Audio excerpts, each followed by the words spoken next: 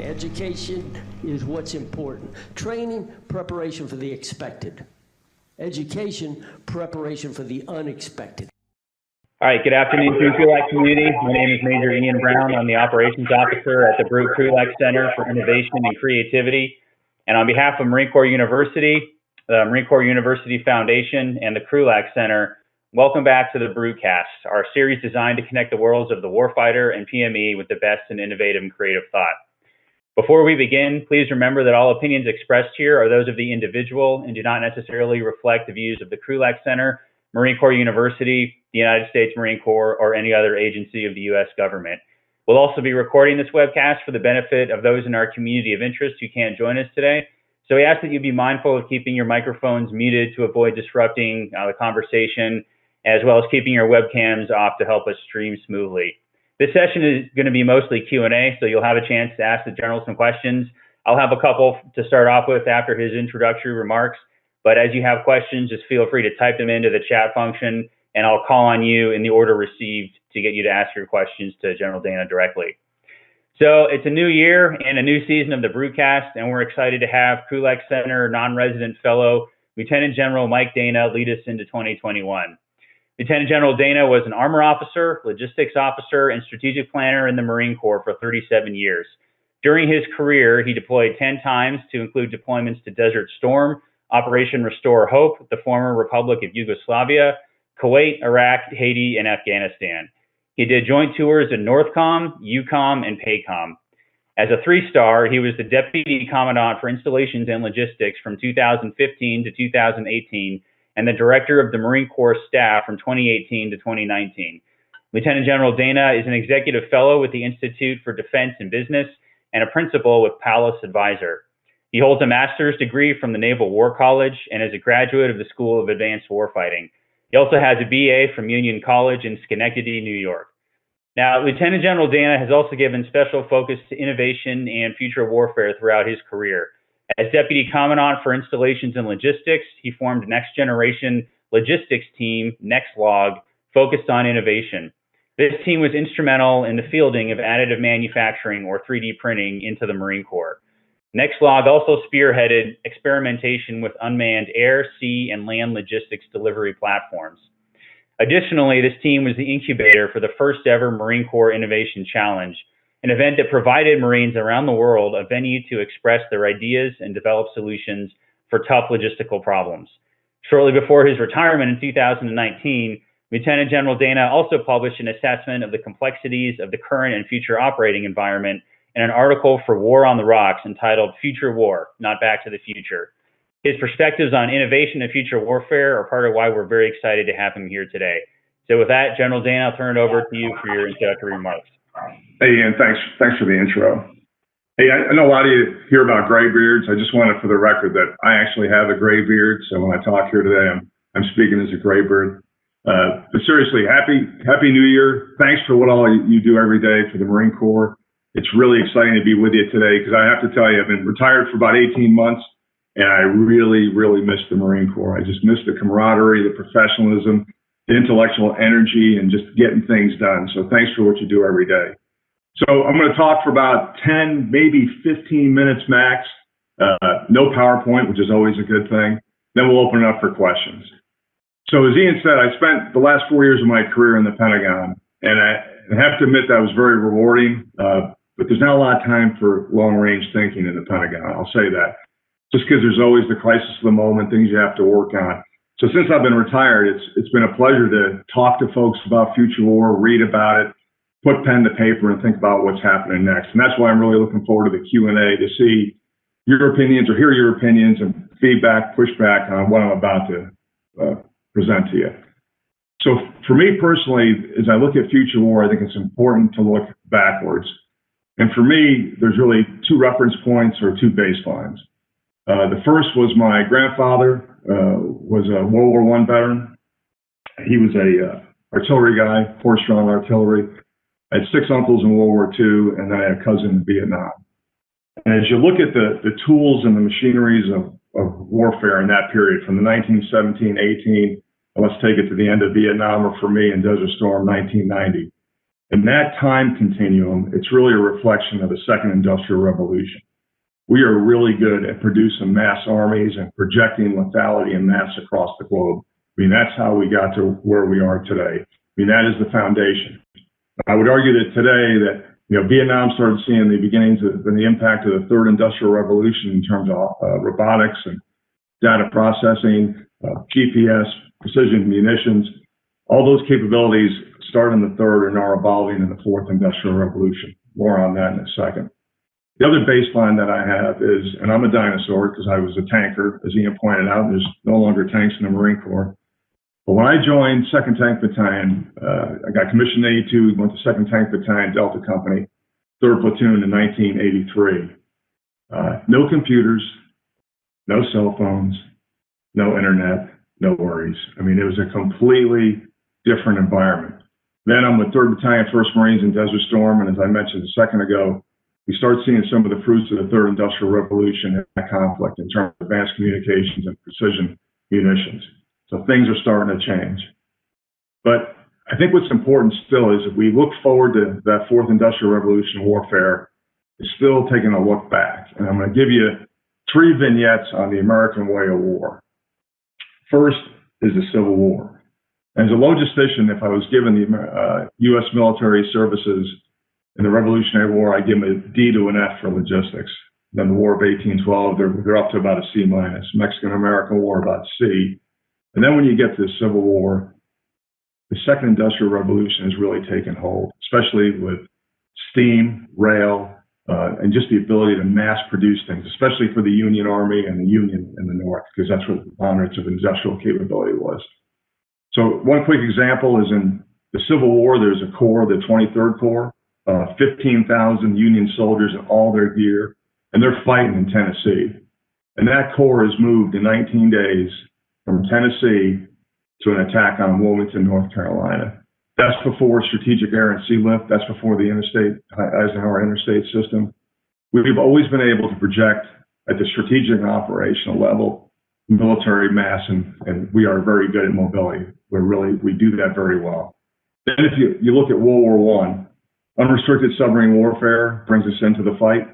The Russians fold. The Germans have the one front war that they always desired. Excuse me, the Germans have the one front war they always desired.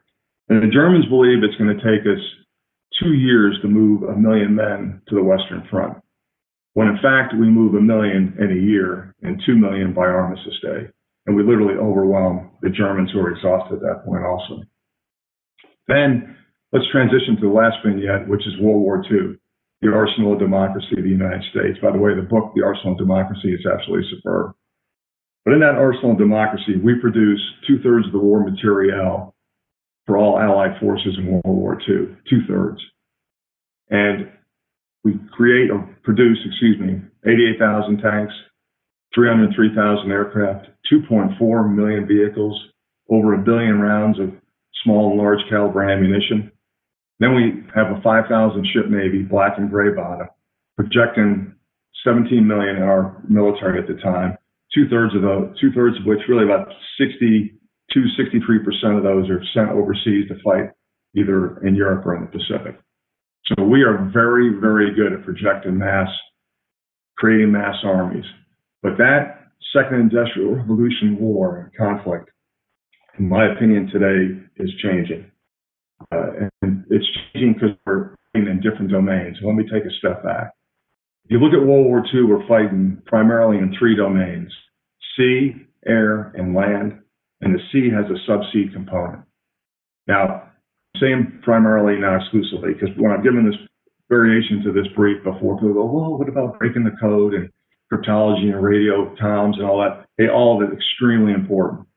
But in terms of that decisive battle, it's happening in sea, subsea, air, and land in World War II. And today, I would add 3 domains, one of which is not recognized as a domain, but I'm going to take literary license. It's space and cyber, and then the cognitive domain, or perception. And as you look at cyber, it really concerns me. And General Ben Stewart, a good friend of mine, knows more about this has forgotten more about this than I know, but I would say this. If you watch the 60 Minutes Leslie Stahl episode, where she's driving a late model vehicle, and just for the record, I drive an '84 Chevy truck. in an 80 CJ5 Jeep. So when a cyber attack happens, I'm safe, you're not. But I digress. So she's driving this late model vehicle, and then off in the distance is a young man on a laptop, and he hacks into her car and he turns off the brakes, literally. So think about a future fight where before the first shot's even fired, our weapon systems are rendered useless.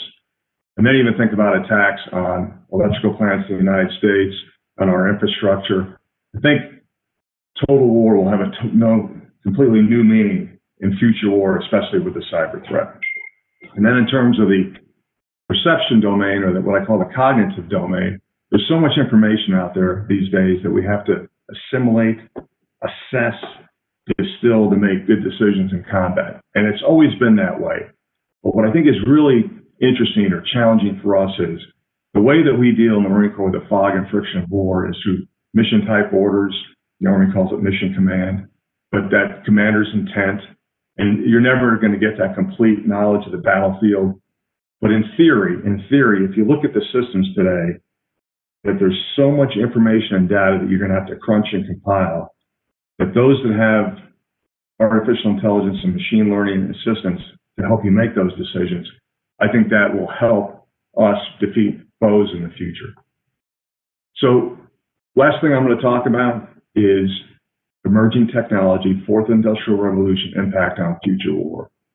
In the Naval Postgraduate School, and I recommend, I'll send Ian the link, it's got a great website where it lists these 8 very important emerging technologies.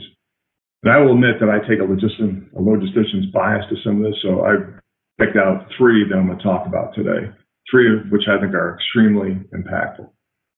So the first is additive manufacturing and 3D printing. And those of you that work with me when I was active duty know that I was always really excited about the potential of additive manufacturing and 3D printing. And the reason that I am is if you look at the conventional second industrial revolution model, it's factory to foxhole. But that factory, the distance from the factory to the foxhole was literally halfway around the globe in World War II, on those 2 fronts. But with that additive manufacturing and 3D printing, it has the potential, it's not there yet, but it has the potential to either be closer to the foxhole or be co-located with a Marine in the foxhole. And we've seen some of that already because we've 3D printed capability down at the battalion level. But 3D printing, and I spent a lot of time with Carnegie Mellon, Stanford, other folks that are really, John Hopkins, that are exploring this space, is if we can in the future print parts, print facilities, temporary expeditionary facilities, print food, which doesn't taste too good yet from what I've experienced, but they're going to get there, and even human organs, not complex organs, but simple organs. Think about, we're already doing that today. Think about where we'll be 5, 10, 15 years from now. So additive manufacturing and 3D printing, number 1. Second are autonomous platforms, unmanned platforms. And I think with these, there is great promise and great peril. The promise is, again, as a logistician, when I was in Afghanistan in 2011, we used the KMAX, which is 50s technology used in the Northwest. So rotary wing helicopter, wooden propeller, helicopter blade, And back in the 50s, it used to lift logs out in the American Northwest. Well, that's been kind of revamped, updated. We used it in Afghanistan. It was really good for point-to-point distribution because it would pick up a load unmanned, fly a very flat trajectory to where it was delivering and drop the supplies. But it was great for the MARSOC Marines and other units that were out into the hinterlands. But then if you took any helicopter, any rotary wing platform, and you marry it with ACUS, which is essentially pilot in a box, you can turn any airframe into an autonomous platform and it can deliver logistics. And then what I call the give and take of the capability development system, when it comes to autonomous platforms, logistics was always kind of at the bottom because everybody wants a seer or a shooter or a relay, that type of thing. But I think as these capabilities evolve, you'll be able to literally configure these platforms for multiple uses. And logistically, they have great promise. Now, the peril is the weaponization of these platforms. If you watch another 60 Minutes episode with Dr. Will Roper in the Air Force, where he has an F-18 at altitude, eject, I think it's around 100, through small drones that are weaponized, by the way. And these disaggregate, but then aggregate onto the target. That is highly impactful. And Roper says in the interview that that capability will be as impactful as nuclear weapons. And he might not be that far off. Because my concern is, I told you I was a tanker, no more tanks. I also used to be a Marine Wing Support Group commander, no more Marine Wing Support Group. So stay away from me in terms of career path choice.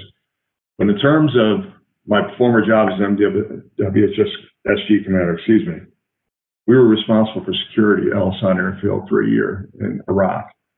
And then we also had 4 airfields in Southern California.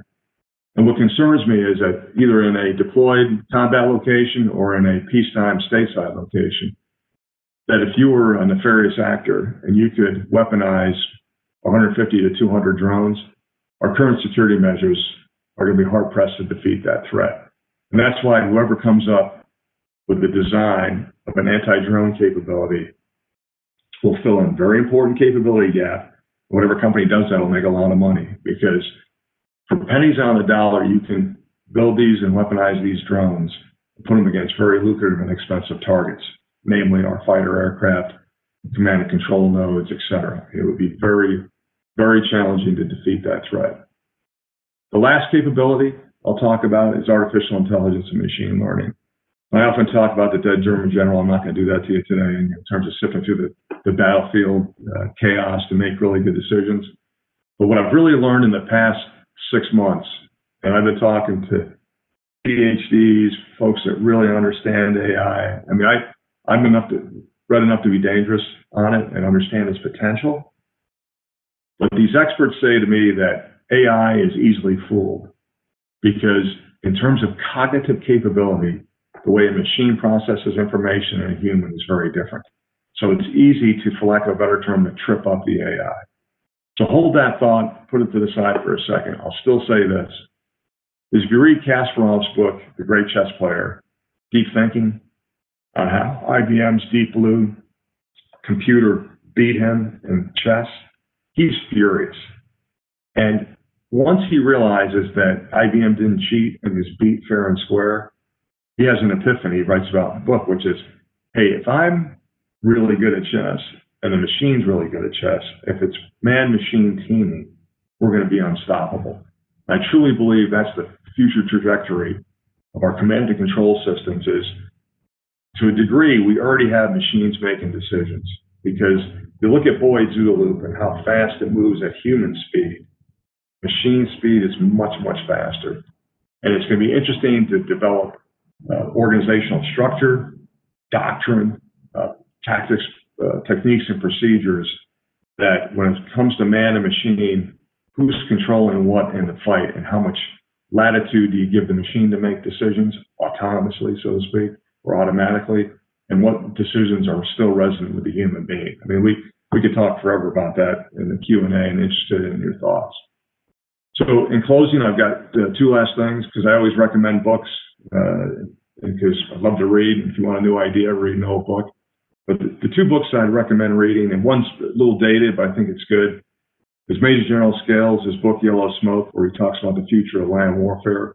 And I think that's a good starting point. Some things have changed from when he wrote that book, but his grasp of the complexity and the issues in the future battlefield, I think he's onto something. And then second would be the biography on Boyd, of Boyd fame, by Robert Coram, C-O-R-A-M. It's a fascinating book. And then if you get online and you Google patterns of conflict, Boyd, it's not a light read. I'll warn you, because I think it's over 130 slides. But Boyd, it's kind of like a creative mind. I think he takes warfare, literally from the Middle Ages till today, and he has a better understanding of ground warfare than most ground folks do when he was an aviator. And it's really an interesting brief to read to kind of see how he did what I call the Hegelian logic of thesis, antithesis, synthesis to come where he did in terms of development of the OODA loop. Okay, last thing I'll leave you with is, I don't know if we have any second lieutenants on the net. I hope we do. And to think, when I was a second lieutenant, we weren't doing a lot of thinking either, but I think today second lieutenants are really smart in their thinking. Well, let's say a second lieutenant was commissioned in 2020 And I did 37 years in the Marine Corps. I'll say that second lieutenant does 37 years in the Marine Corps. Well, then it's 2057. And just think about the changes that are going to occur in warfare, technology, how we fight between now and then. And I would say that, when I came in the Marine Corps, the metrics it was physicality, it was mental toughness, physical toughness. General Gray changed things in a very good way because he turned us into a thinking, learning organization. But what I would close with is that everybody that's on this net today, and especially our younger officers, is read till you bleed and just immerse yourself in the profession. And I'll surprise some people. I say read more than just military history. I mean, read about where we're going with artificial intelligence, learn how to code. I've taken one coding class and I got a D. I'm going to take another one because I think it's important to understand the STEM, the science and the math of warfare. And that is complemented, of course, by the arts, art and science. You need to be able to do both. So I would immerse myself in both of those disciplines to become the best warfighter possible. So with that, I think that, if I went over, but ends my comments, and I'm ready for questions. All right, great. Thank you very much, sir. Like I said to the group, I got a few questions to start off with, but for the rest of the audience, feel free to go ahead and start typing your questions into the chat. And once I get through my bit, we'll start just going through in the order I get them. Sure. Also, as an anecdote, I remember the KMAX in Afghanistan, and if I'd known then that it had wooden rotors, I would have given it a much wider berth than I did whenever we flew that. But that's in the past. Okay, so first question is, so a lot of the developments you mentioned, they're sort of advanced augmentation either of existing technology or it's new emerging technology we haven't dealt with before. What is the fourth industrial revolution doing to augment the human to better use this technology? And is it even possible to augment the human at the speed at which technology itself is being augmented? Yeah, that's a great question. I think there's a couple aspects to that. First, and it's talked about in there's the book by the founder of the World Economic Forum, Klaus Schwab. It's called The Fourth Industrial Revolution. That's another great read, and it's a quick read. It's just over 100 pages. But what he talks about in there is the biology aspect of it, and that will literally be able to, and this is going to sound like Star Trek kind of stuff, but that you'd be able to either through drugs or some type of genetic procedure to enhance human capacity, which is, if you think about that, that's really scary because that's like creating super soldiers. But, there is belief that, some of our competitors are deeply exploring those options because think about the edge that would give you in combat if human beings could operate at a higher level. And this is a very basic analogy, but my uncle in World War II, one of them was a B-24 navigator bombardier, and he used to go on these hellaciously long missions, and they give him speed, and that would enhance their capability when they're on the flight. I mean, he didn't know what it was, but he said, hey, it kept him alert, kept him awake. Think of that much more refined today. But to get back to your question, biology is one aspect of it, but I think the one thing, and this is, my sister's a college professor, and she and I argue about this all the time, is I think the way we train and educate, and I think it's gotten much, much better. I mean, Marine Corps University is a living, breathing example of that. General Gray's changes, were huge.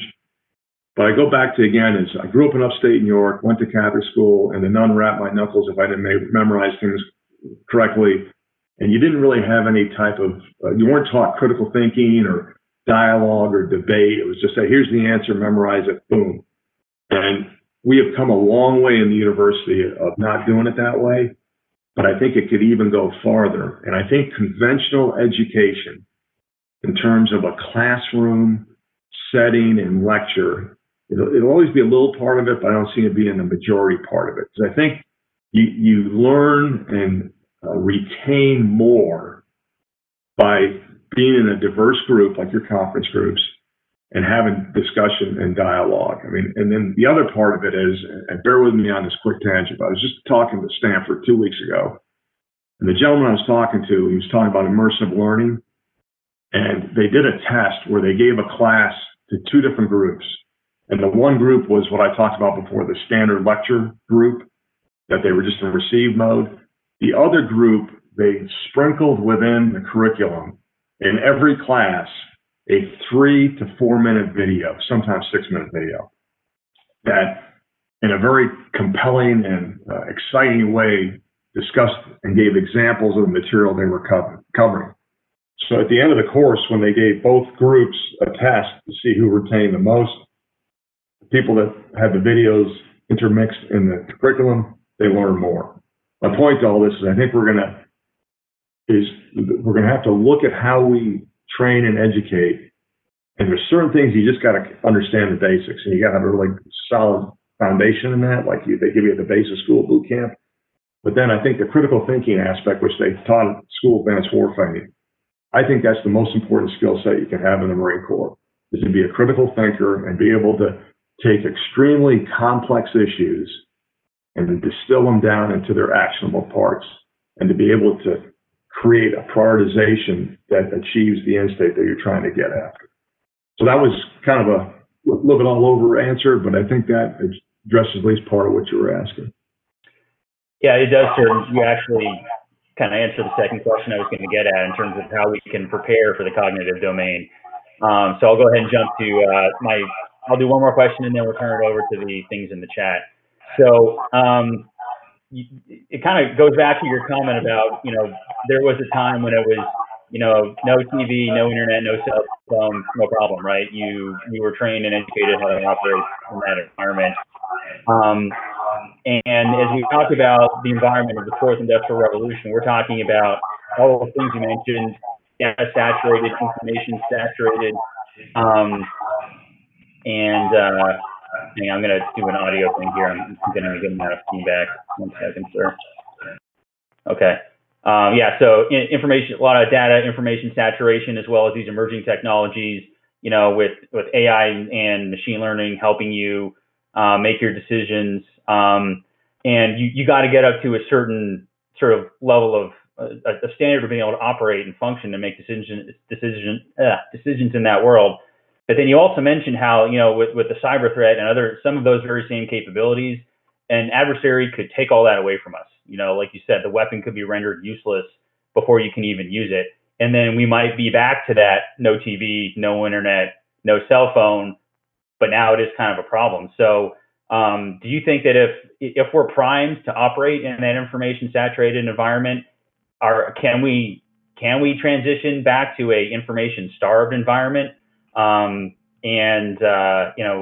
or why not? And if we can't, what are your thoughts about how to what other preparation would we need to do to make sure we are ready to do that? No, so to answer your question, that's a great question. I think we can't go wrong if we continue, and I'm going to sound like the old Marine here, but when it comes to mission type orders, maneuver warfare, and everything that we inculcate into the DNA of our Marines, the ability to act in the spirit of orders, but not without direct orders, the ability to sometimes disobey orders if we don't think it's the right order. I think you can't go wrong on that. And I think we'll have a better go at that because, and this might be oversimplification, but humans killing humans is really the purview of Marines and soldiers, and machines killing machines to a degree is Air Force and Navy. I mean, I know that's I'm saying that in a very generic way. So I would say at the pointy end, when it's humans going against humans, that the mission type approach yields great benefits because it's all about op tempo. And bear with me on this digression that some folks have heard this on the net before for me, but you read Mark Bloch's book, Strange Defeat, who was the French staff officer. He says the defeat of the French from the Germans was a defeat of the mind because the Germans looked at the problem in a new and unique way and developed, literally their mission type orders of their own. And then in maneuver warfare, and the French just kind of kept going with the old thing. So I think what we need to be able to do, and this will be hard because you talk about cognitive overload, is in your quiver, you're going to have two sets of skills. You're going to have two different skill sets, two different arrows. One is operating in an information-saturated environment, and one is information-starved. And then at a very basic level, this is the things that General Mass was talking about, where they still know how to use a lensatic compass and, those type of things. And, communications you're going to need to be able to not rely on them, and GPS and those type of things. So my answer, bottom line, is I think we won't go wrong by applying maneuver warfare principles to both environments, but being able to scale it that you can deal with either one. And I'll throw this in one more time. I think on the information saturated, I just believe that machine learning will help. And this is a really crazy example, but even though I'm a technology dork, in other words, I'm not that good at it, I have bought Alexa over the past couple of years, right? And I just got my new one.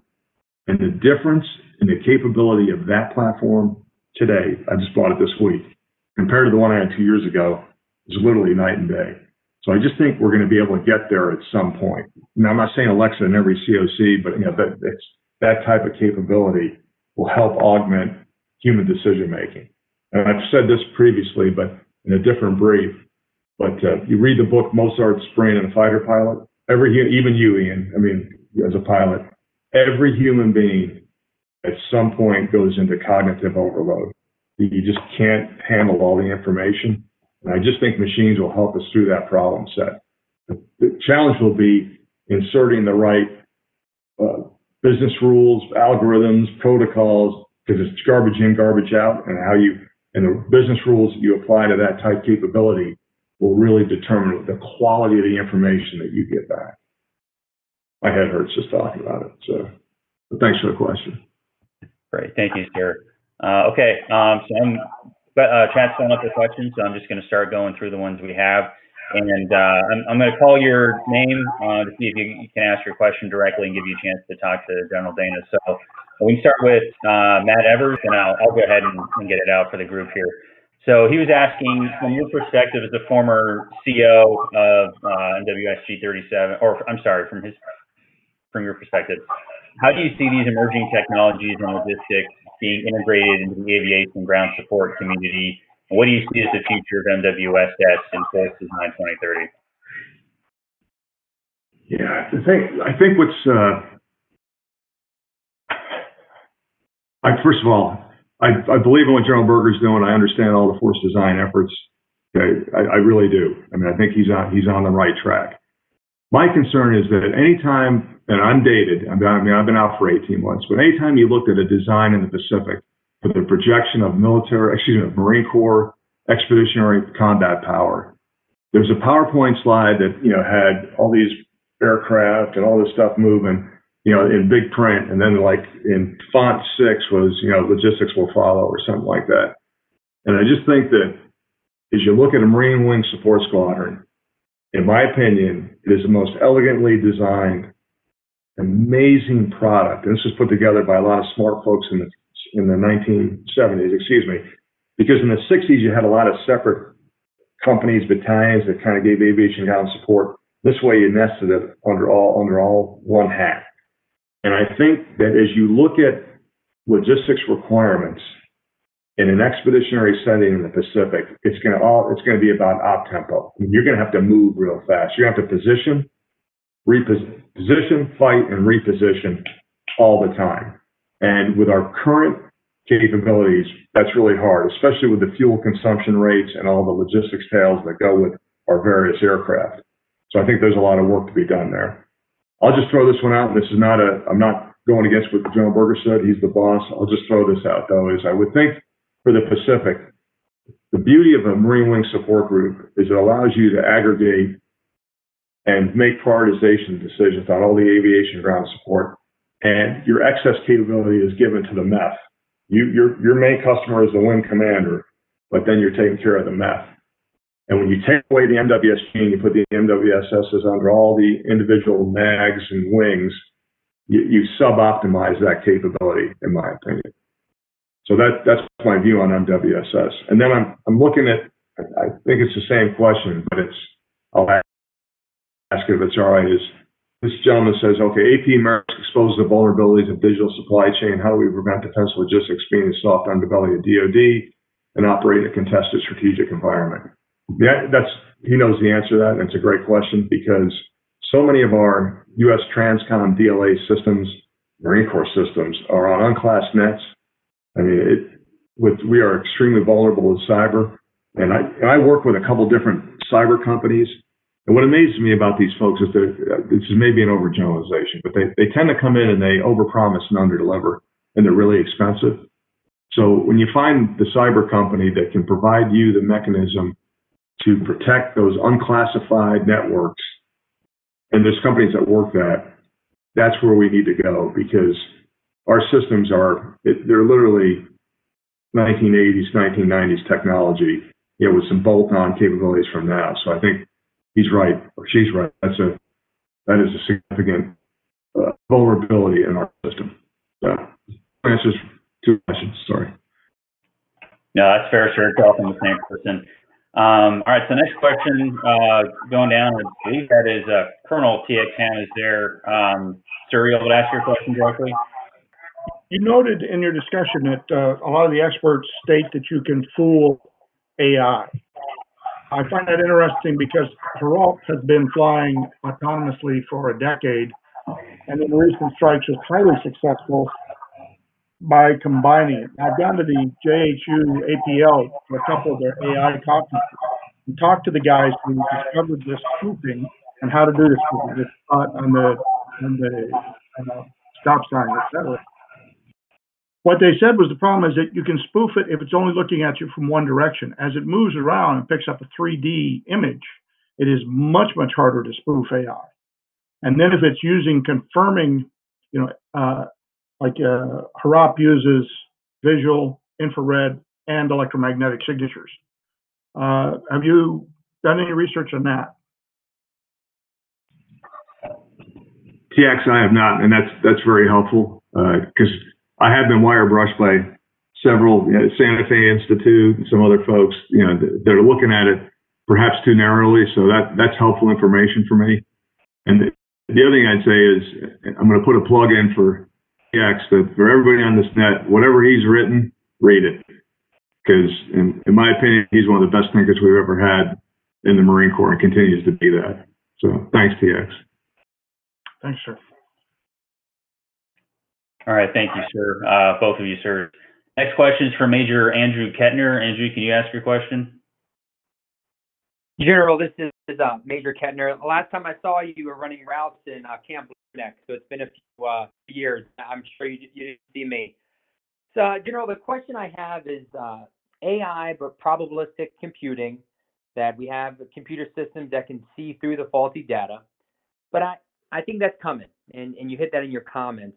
My question is concerning how do we convince commanders, the personal side, this answer from this AI, from this computer, and I have an example, a 9-block for deploying unit, or the correct amount of training for a Marine, is the answer based off of potentially millions of reviews of data. How do you increase that confidence? How do you change the commanders in willingness to accept it forthright? Thank you very much, General. Yeah, I think age is always relative, but I think, and I'll just speak for myself because I don't want to paint this brush on other folks, but what tends to happen is the older you get, it's a good news, bad news story. Because the good news is you got a lot of experience to draw from, but the bad news is you got a lot of experience to draw from because it might not have been the right experience. You might have deducted the wrong solution or view from that experience. And where I'm going with this is, what I found, and this I think will help, is it's not AI, but it's additive manufacturing. I was at 29 Palms when I was DCINL, and I was talking about additive manufacturing. And a 30-year, soon-to-retire Master Gunny got a big dip of Copenhagen in his mouth, and he goes, additive manufacturing, 3D printing, he spits, he goes, it's all BS. He goes, it's not real, it's all made up, it's conspiracy theory. No kidding, he went on and on and on. So you're always going to have a little bit of that pushback. But I truly believe that if we interject these tools and how we can use them into the curriculum of, command and staff, top level school, And then in war, especially in wargaming, as we build the wargaming center and we show how this capability has great utility, I think you'll change some folks' minds. And the other thing when you were talking that triggered a thought is, if you look at our existing, and this is solve world hunger problem, I'll say that right up front. But if you look at our existing French, German enhanced staff system, that's the traditional G1, 2, 3, 4, 5, 6, or J1 through, 6, 7, 8, 9, 10. That design, I think, is a 19th century design that's not going to work in the fourth industrial warfare age. Because I think we're going to have to make adjustments. And I don't know what the answer is, because Admiral Stavridis tried it at Southcom to create a hybrid staff that was really functionally integrated. And in Haiti, that didn't work at all. It didn't work really because it had nothing to plug into, because everybody else was kind of still on, for lack of a better term, 220 current, and he's on 110, and it didn't line up. So I think you'd have to slowly redesign the system to be able to assimilate information. And this isn't anything but just my favorite thing to talk about. For instance, PowerPoint is the most evil product in the world, right? Because it diffuses thinking and it just is intellectually bankrupt. So the sooner you get away from tools like that and get into completely immersive command and control, that you can literally on the fly make adjustments and share information, I think that's the future. And an example of this being also is, there's companies out there on the virtual reality side. In the gaming industry, by the way, if you're going to read about what the gamers are doing, because a lot of stuff that they do is in that virtual reality realm, and it kind of parallels, military operations. And virtual reality gives you the ability to literally multitask, create chat rooms, and have multiple discussions in different places. But my younger son does this all day in the games that he plays, which, I sit there, 25 years old, he's still playing games, but the games are cognitively challenging because he's created these different chat rooms where he's having different things going on at the same time. If you look at a future fight where you have a lot of different domains that you're fighting in, and a lot of different operations and activity that you have to choreograph, I think that, using those type of virtual reality tools and then having the training and the staff organization to support all that, that'll be the future. So that make a great article. So I'm not there yet, but you'd help me think about it. Yeah, we'll put a date on the calendar we can shoot for this turn. All right, our next question is from First Lieutenant Cox, one of those lieutenants you were talking about. We got at least one on the net here, and he's actually part of the Krulak Center team here at Marine Corps University. So, Lieutenant Cox, can you ask your question? Thank you, sir. Good afternoon, sir. I've been reading a lot about the Eastern Front and a lot of the production problems that the Russians had, especially in the initial parts of the war. And considering that we, as you said, for the Arsenal of Democracy, writing 2/3 of the war material for the Allied war effort, have there been any thoughts for consideration for, if we're going to be producing F-35s or other, top-end systems for our armed forces that may not be feasible to be supplying to allies or junior partners? Is there any sort of, programs or discussions that you've come across with people reviving legacy systems with little changes from off-the-shelf technology that have been developed in the last 40 years or so to arm junior partners, or put replacements into the line when we have to take F-35s and use them a little bit more, strategically speaking? Yeah, wow, there's a lot to unpack with that. That was a great question.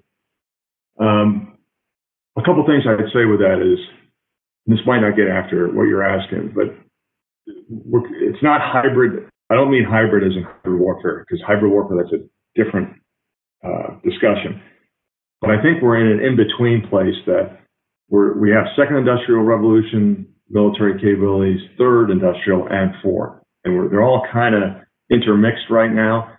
And the spectrum is, you have a highly exquisite, highly expensive, extremely capable F-35 on one end.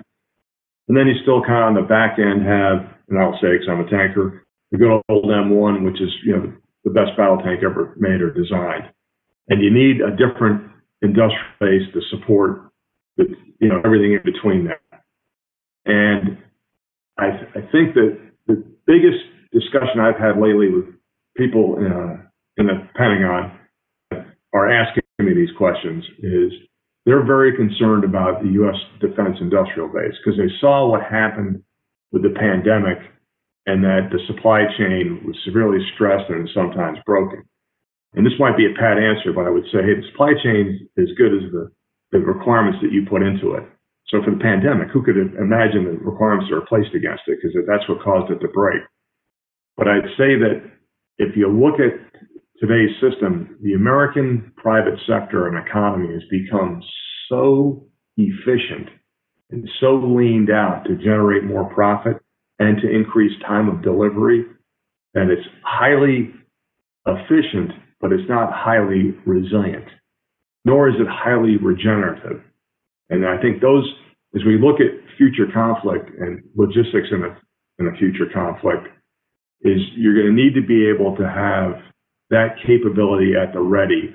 And that's not going to private sector is not going to sit there and go, hey, we're all about that. We'll spend money on that and just keep it on the side. It's going to take government investment, U.S. government investment to have those capabilities there. Then you talked about the allied part is, this might not get at it either, but I think with the F-35, the way it was described to me by a pilot is the F-35 is like a coffee cup, and the kind of coffee you put in it depends on who you are. So the American coffee cup's got some really high-end coffee, whereas if it's somebody else, it's a little bit lower capability. Where I'm going with that is that the really high-end stuff, we're going to make sure that we have the capability to either regenerate or provide that capability. And then, of course, we want to help our allies and partners, but in terms of complexity and capability, it might be something a little bit less than that. So, food for thought on that one. That was a great question. Thank you, sir. All right, thank you, sir. All right, next question is, I'm going to read it out as the person doesn't have a microphone, but this is from Steve Seberg asking, would you expect that a headquarters staff will manage unit-level print-on-demand resources across the theater? Should we expect an emergent additive manufacturing component commander producing an additive manufacturing tasking order that combines organic additive manufacturing with deconflicted theater and national additive manufacturing? Wow, I never thought of that. And I would think that, there's always depends on where you sit on that answer, depends on where you're at in the organization. Because, part of me likes having that capability very highly decentralized, but then there's other parts of it that you'd want centralized. And I think it would depend on what you're printing and what capabilities you're providing. Because if you go from the pointy end back, on the pointy end, like we used to print the nibblers, little handheld ISR, drones that we used to fly off the back of Humvees. I mean, you'd want to push that stuff forward.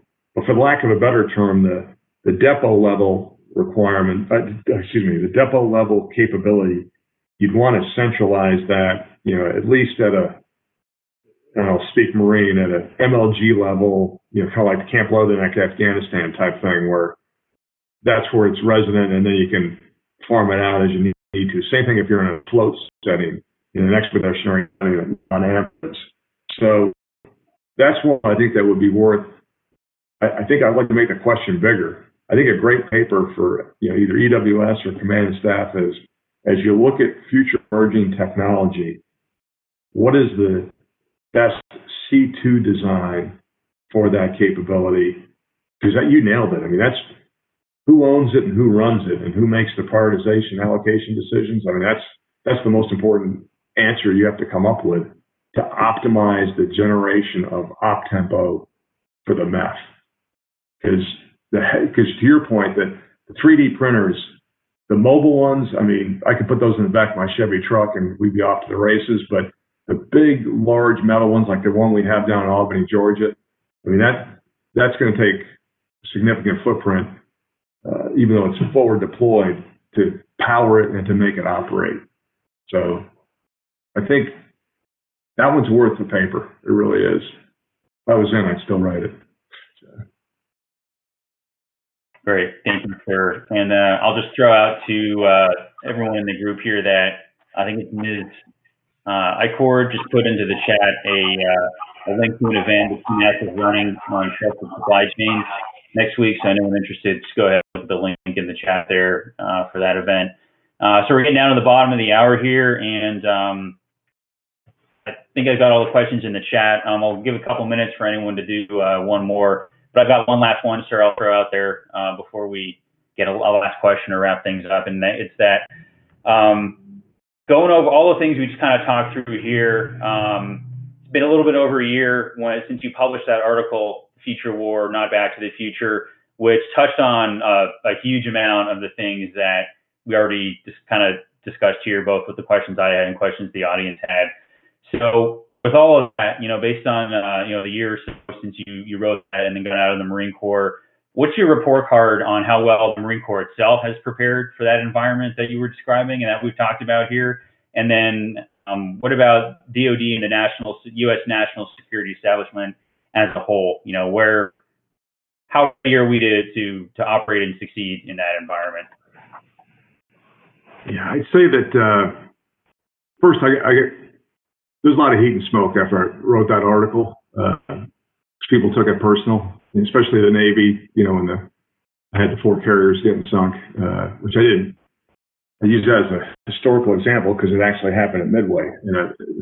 And what I think is important is you have to look at your capabilities and the way you do things through a complete red cell approach. And that's what I was trying to do in that article. But several folks senior to me pointed out that I came up with a lot of criticisms and not a lot of answers. So in response to that, I would say that the DoD board, the bureaucracy, and again, this is McNamara's PVE system on steroids that we live with today, is that current capability development in the man, train, and equip still has too much residual second industrial revolution strings attached to it, not strings, ropes, cables, chain, okay? And I think that the Marine Corps, our strength is first our people, because whatever the secret sauce is, it works because we just attract the most incredible people, like Lieutenant Cox's answer.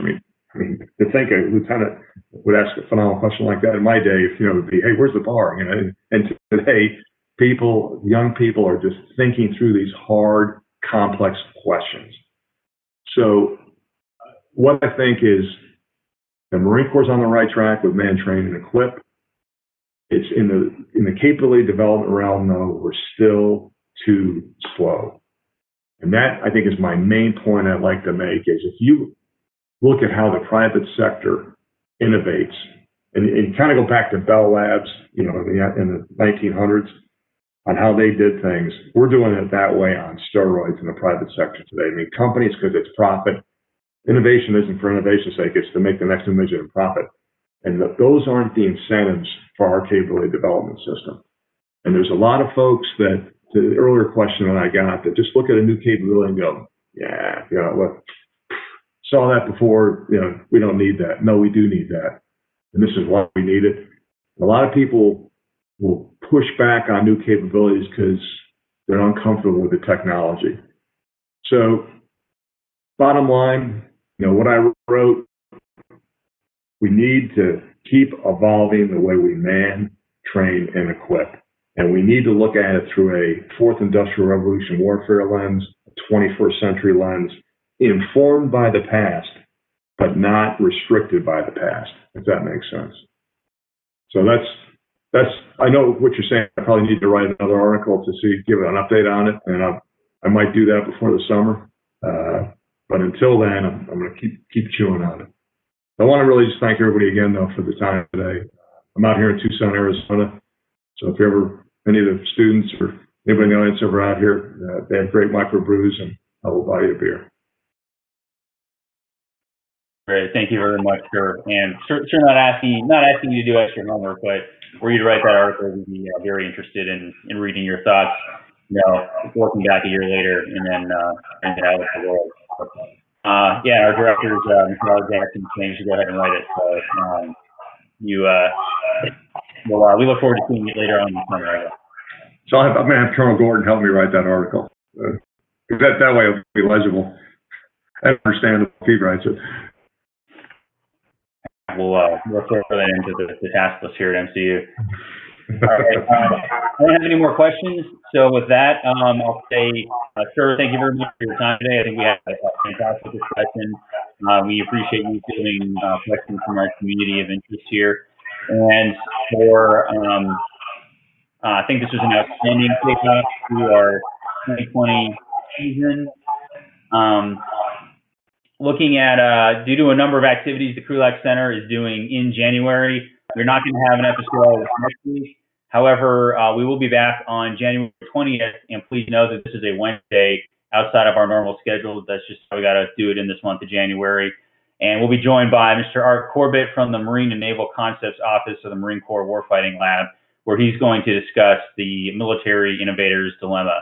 So thank you again to everyone in our audience. Thank you to Lieutenant General Dana, and we'll see you all in 2 weeks. Education is what's important. Training, preparation for the expected.